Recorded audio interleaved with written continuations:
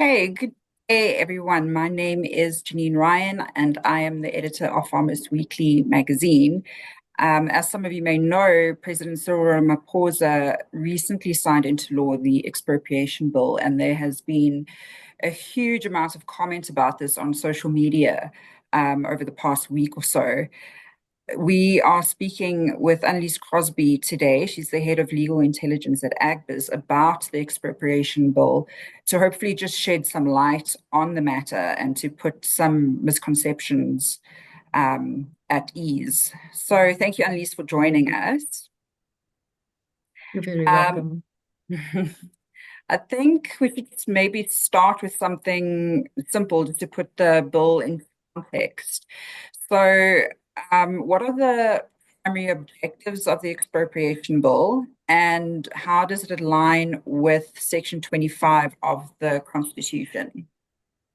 So the fact that all of us are still referring to it as a bill is an indication of how long this has been in the making, because it's now stuck in our heads, but it's actually an act now because it's been signed by the president. So Section 25 of the Constitution, which is a section that deals with both property and the protection of property as well as land reform, is the one that also sets the parameters for compensation. So Section 25 requires, first of all, it makes provision for expropriation. It expressly makes provision for expropriation, and it says that expropriation can happen in the public interest. Now, why that is important is the 1975 bill only provides for expropriation for a public purpose, not in the public interest. So the Constitution expanded that to the public interest as well. Now, the difference is that public purpose is what is typically, expropriation is typically used for all over the world. It's like for building dams and roads and bridges and whatever the case may be. Public interest is land reform and things that are not necessarily things that the state is doing for the whole of society, but that is seen beneficial for society or in the interest of society. And land reform is mentioned very specifically. So that is one of the things that this act, the new act now does, is it makes provision for expropriation in the public interest. I'm sure we'll still talk about the differences between the old legislation and the new legislation, but broadly, I think the new Expropriation Act is in line with the Constitution. It now creates the mechanism for expropriation. So a lot of people think that, this is the act that is used for expropriating. It's just the act that prescribes all the procedures that need to be followed, but the actual reasons for the expropriation and the powers of expropriation lie elsewhere, depending on the reason that the property is expropriated for. Okay, thank you for that clarity on the act versus bill, because I think people are also getting very confused about what an act is and what a bill is. So thank you very much for that. Um, you just mentioned it, but how does the new act then differ from the previous Expropriation Act? Okay, so there are a lot of changes. So the first thing that I've already mentioned is that it brings in the public interest. The second thing is that it now requires the state to try and come to an agreement on compensation, to try and purchase the property prior to, going over to expropriation. So they must first try and reach an agreement with the owner, which is not in the 75 Act. Then if that is not possible, then there's also a new step now that is not in the 75 Act, which is called a notice of intention to expropriate. So that means that the expropriating authority has not yet made up their mind about finally expropriating. They are considering expropriating a particular property, and then they must serve that notice on the owner and any other person who has an interest in that land. That would include, people who may be leasing the property. It may include farm dwellers that are also living on the property who may have ESTA rights or whatever, and it would also include the bondholders. They must all be notified now that of the intention to potentially expropriate, and in that notice, amongst other things, they must then state what the compensation is that will be offered. So if there is a possibility of a null compensation, they must at that initial stage already say that we intend expropriating this property at null compensation. The owner can then object, and any other party with an interest. They can object either to the purpose of the expropriation, so that they can say, for example, we don't think that you have the necessary power to expropriate in this instance, or we don't think that the expropriation complies with the requirements for expropriating under the particular circumstances. To give you an example of that, the Restitution Act contains expropriation powers. So the Minister of Land Reform and Rural Development, these powers come from that piece of legislation, but he can only exercise those powers if all the requirements for a valid restitution claim have been met. So if he does so without doing that, and there has been a case like that where a previous minister tried that, the owner can object to that. Also, the owner can object at that stage to the amount of compensation that is being offered. And then, of course, the expropriating authority needs to consider all these objections and decide, are they going ahead or are they not? So they can stop the process there and then, but if they think they still have a case to make for expropriation, they can then actually serve the notice of, well, first of all, there would be valuations done. The owner can also have valuations done. Often the valuers would meet if there are discrepancies in the valuations and see if they can get closer together. But then the state can go ahead and serve the actual notice of expropriation. In that notice, there's a date on which the property would then become the state or the expropriating authority's property and no longer the property of the owner. But where there are disputes about compensation, there's also a possibility for mediation process to then try and reach agreement. That's also new. It also wasn't in the 75 Act. Yeah, so I think those are, and then of course, the controversial one, the null compensation. That's not in the 75 Act. And the 75 Act contained a provision for so-called salatium. In Afrikaans, we call it tranegeld. So that was to compensate the owner basically for the fact that their property is being taken against their will. That is no longer in the latest Act. So you can't get any salatium anymore. Okay. Yeah, so I think South Africa, or in South Africa, we're quite familiar with expropriation. I mean, the Expropriation Bill Act is not really new to us. But for me, it seems obviously that the major issue is the whole point of expropriation without compensation or with null compensation. So what are the criteria that a property or land or whatever would need to meet in order to qualify for null compensation? Okay, so first of all, I just think it is important to distinguish between that debate that we had when there was an intention to amend our constitution, because then many of the political parties, what they were trying to do is they were trying to take away compensation completely. So the state would, if they had been successful, the state would have been possible to then take property without paying for it at all. That is not the same as what we have in this Act now.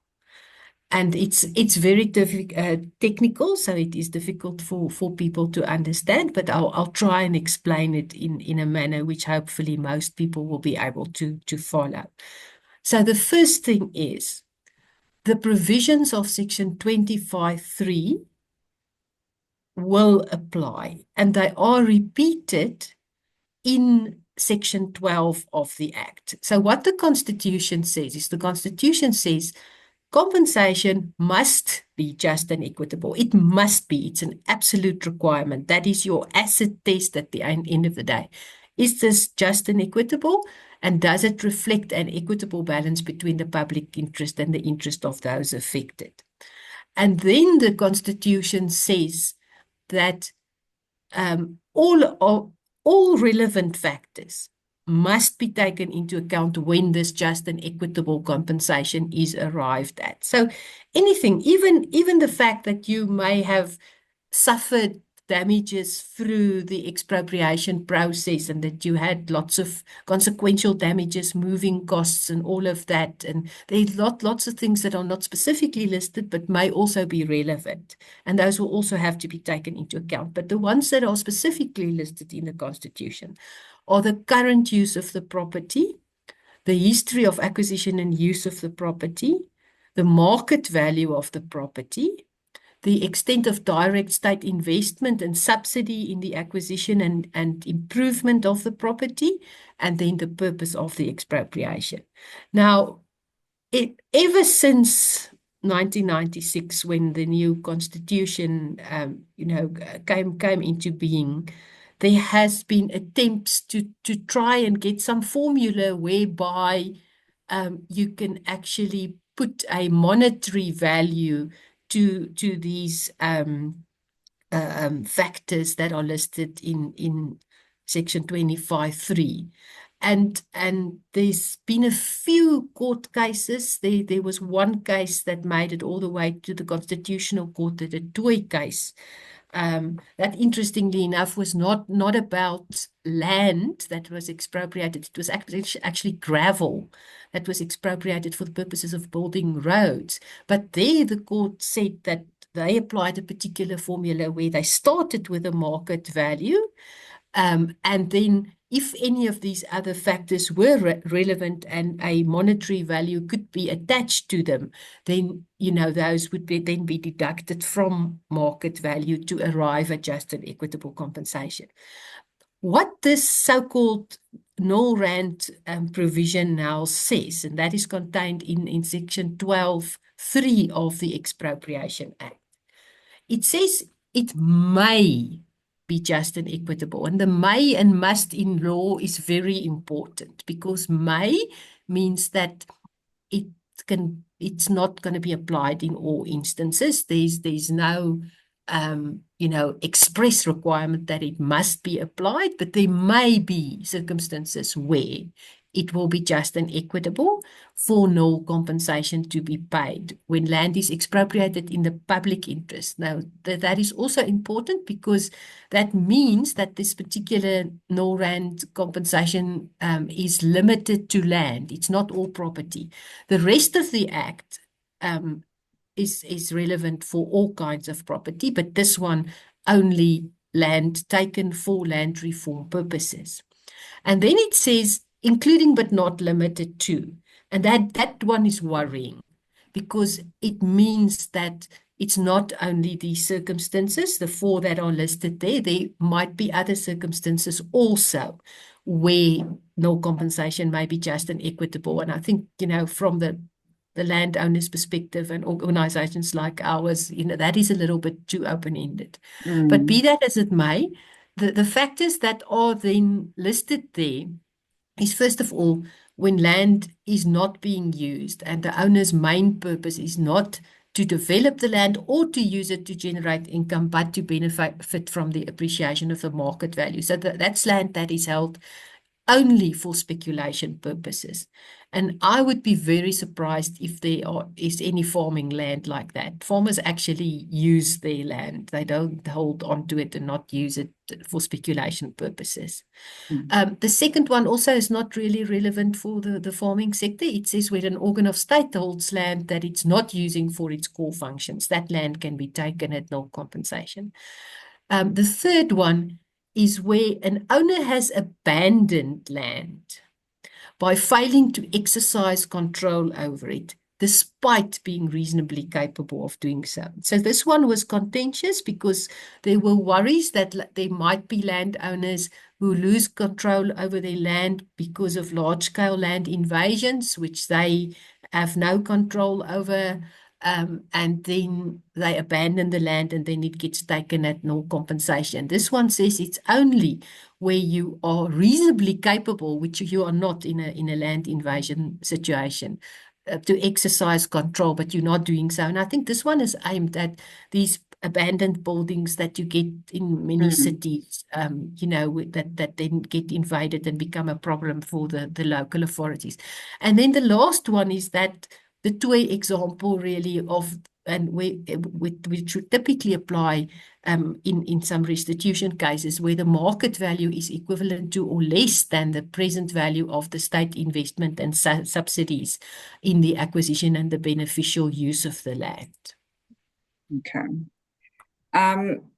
Yes, I think you've covered a lot of what I've seen people have been concerned about. So, of course, I think the issue mostly is that people have such a distrust of government these days, considering that we haven't really seen much progress in terms of land reform, or not enough progress in terms of land reform. But what are the potential economic implications, particularly concerning investor confidence and the property market? I think this is quite a big issue, obviously, when we think about how it may appear to the rest of the world, and maybe scaring off people from investing in South Africa. Yeah, look, I'm not an economist, I'm a lawyer. And my sense is that, it depends a great deal on how this now gets implemented. If the way I think it was envisaged, it will be applied in very limited circumstances. If people use their right to go to court where they get confronted with no compensation and they don't think that that is fair, I don't think it should have a huge impact. But if now, some government department would decide now this is their chance now to test the boundaries, they're going to issue hundreds of notices in terms of the Labour Tenants Act and maybe the Restitution Act for expropriation at no compensation. Obviously, that will send shockwaves through the farming community, and it will have implications. Also, I think the very heated debate that is now, again, for the umpteenth time, going on about this thing is probably causing people to be uneasy. So it's not always, what is actually contained in the law. It's the perceptions of people, and these perceptions get influenced by the public debate, amongst other things. Yeah, indeed. And then just from an interest point of view, I don't think it really has anything to do with the Expropriation Act in South Africa that we have now. But how does, more or less how this act may compare to other similar laws in other countries? China, for example, obviously, I think most of the land there is state-owned. And it seems to function quite well from what I can tell from an agricultural perspective. But then you have other countries like Venezuela, where things are not so great in terms of agriculture. So yeah, do you have any sort of information about that or any knowledge of that? Yeah, so you have to distinguish a little bit between international institutions and international legal instruments and so on, and what is happening in particular countries. And both are relevant. But for example, the Food and Agricultural Organization, they in 2009 already published a guide on international best practice on expropriation. And the point of departure in that document was that for any forced acquisition of property could be abused, and therefore measures should be in place to prevent that. And so they say that international best practice includes things like a clear and transparent process for expropriation and compensation that will assure that the affected persons are not worse off after the expropriation than what they were before. And then there's another sort of approach which is internationally accepted, and that is the so-called principle of equality in the bearing of public burdens, and equitability. And equitability means it was, for example, adopted in the French as well as the German and American law. And that means that where individuals have to bear a sacrifice for the common good, their individual and excessive burden should be compensated for by the community. So that leans, sort of towards the protection of the rights of the individual and compensating them properly when they are put in this whole situation. But then if you look at constitutions of different countries, most countries require compensation, and the exact description of what that compensation must then be differs from country to country. So Denmark, Norway, Russia, interestingly, Kenya, Seychelles, for example, require what they call full compensation. Then there are countries like Egypt, France, Madagascar, Tanzania that require fair compensation. That implies a bit of a balancing act, which is probably closer to what our constitution also says. And then there's also a standard of equitable compensation. Japan, for example, Namibia, Poland, and the USA, they require equitable compensation, and then there's a fourth one, adequate compensation. For example, Botswana, Uganda, Zambia follow that standard. So there's a variation, but internationally, it is acknowledged that there must be compensation on one of those standards. So is South Africa the only country then that says nil compensation? Because from the other As ones far as I mentioned, know, yeah, I'm not aware of any other constitutions that have that. Well, it's not in the constitution; it's in this legislation now. But as far as I know. mm. Oh, wow. Okay, that's interesting. I actually didn't know there were so many expropriation legislation in what we would consider first world countries or developed countries like Norway and Yeah, Denmark. they all have it, but mostly they use it for a public purpose, not in the public interest. I see. Okay, so that's the distinction. Okay.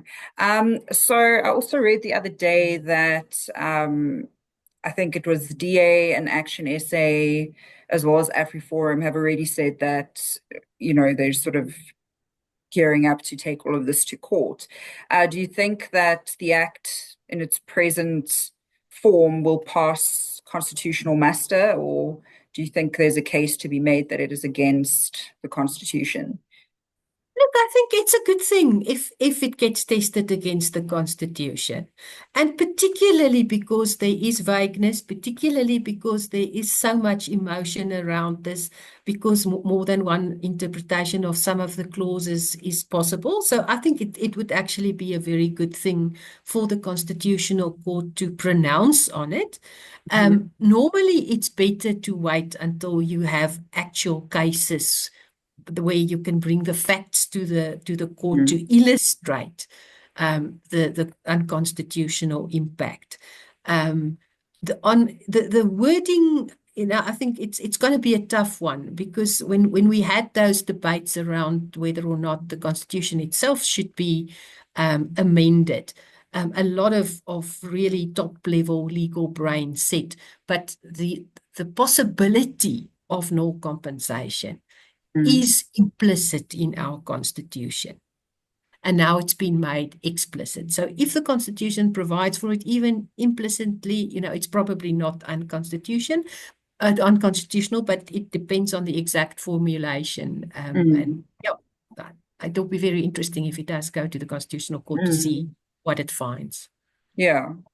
Yeah, and that was, I think, a major argument was that it was already sort of implicitly Constitution suggested nil compensation or allowed for nil compensation. And then people were saying, well, why then do we need to explicitly state that?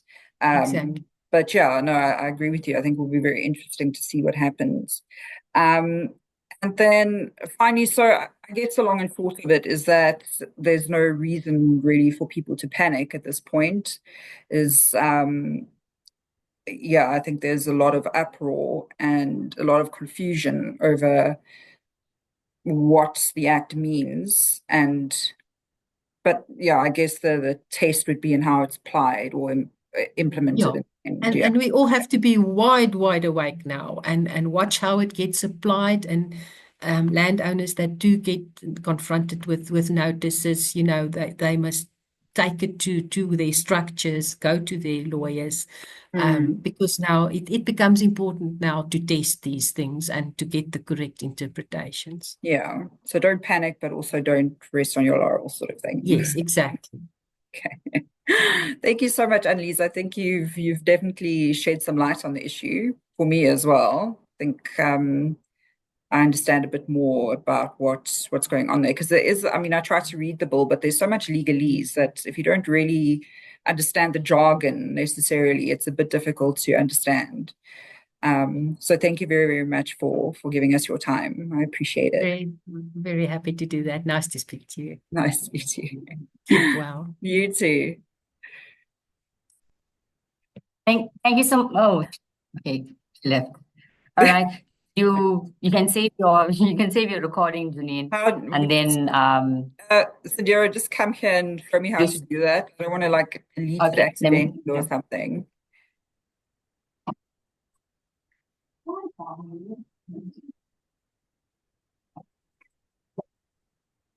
was quite a nice interview. Yeah, I think it did shed some light, I think. Where are you? So there's a pause and stop recording.